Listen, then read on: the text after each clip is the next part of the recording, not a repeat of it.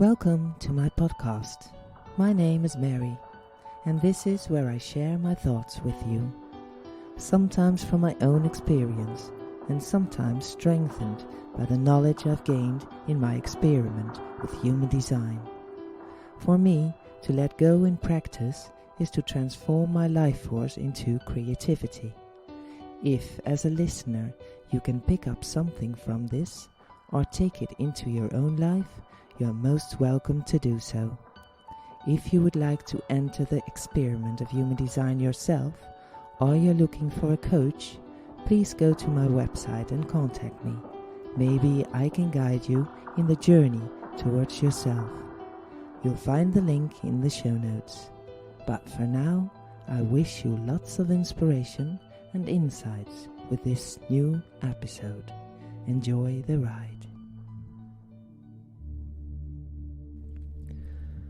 Sometimes you just have to cry. It's a challenging time here at home. My husband is really playing a tough game when it comes to survival. 7 years he has been doing this. Living with cancer comes with ups and downs, and to varying degrees. A mental and physical powerhouse it is. My Viking. And now the time has come when there are no more treatments from the hospital that can help him.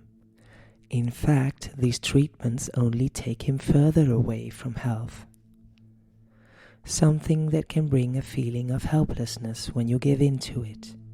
In this whole match process, I have always been that caretaker along the line. The supporter of the club who stands by the whole team mentally and physically when they are through.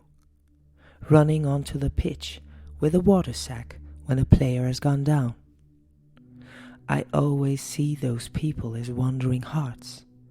Those figures who with their warmth, decisiveness and speed can get such a player back on his feet in no time, like some kind of magic miracle. And in those 7 years, I never really had to go on the field. I have seen that it was a tough match, but the vitality of the player, who is my true love, was always optimal, so I only had to be there on the sidelines, just in case. But now things are different. My vital striker has gone down, and not a slight bit. That is the moment when the nursing bag is grabbed in hand, the sprint is drawn, and the magic of caregiving comes into view. The heart can run and mean something. Because that's what I feel. Caring for someone struggling in their disease process is the most valuable and loving activity one can have. Giving a heart is something that comes naturally in my case. I am here to be good to my family, provide them with food, drink, and most of all, lots of love. As long as I can also take a moment for myself once in a while, where I can let everything pass through me and flow from me. I find this in writing, but also in working in my own business. I feel the appreciation every day. My husband also actually thanks me for everything. My conditioning then says, "Honey, you don't have to thank me. I'm happy to do that for you, and it is taken for granted." But my whole body lights up when he thanks me, and so I can actually feel that appreciation. Emotion is a very crazy thing. You can do all sorts of things for a long time without shedding a tear and have energy for 10.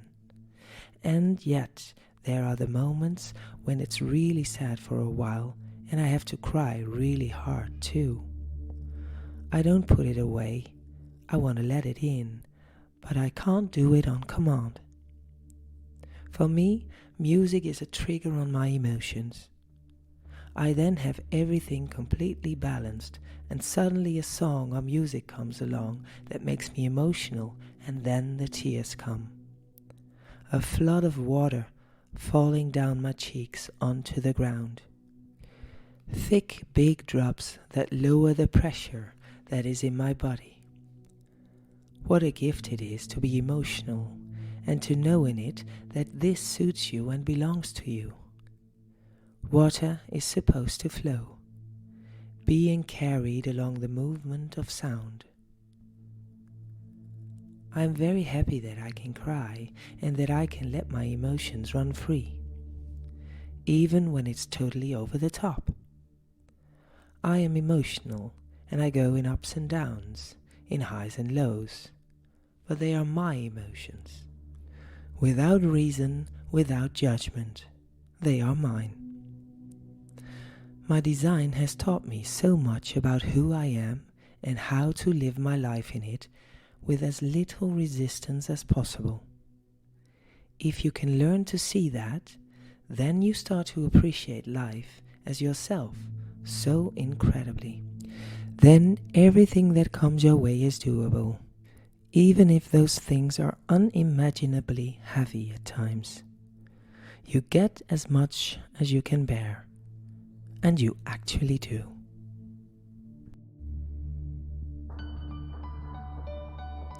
Thank you for listening to this episode.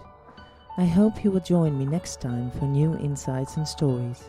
And if you like this and want to follow me, subscribe to my podcast or share it with others or on your socials.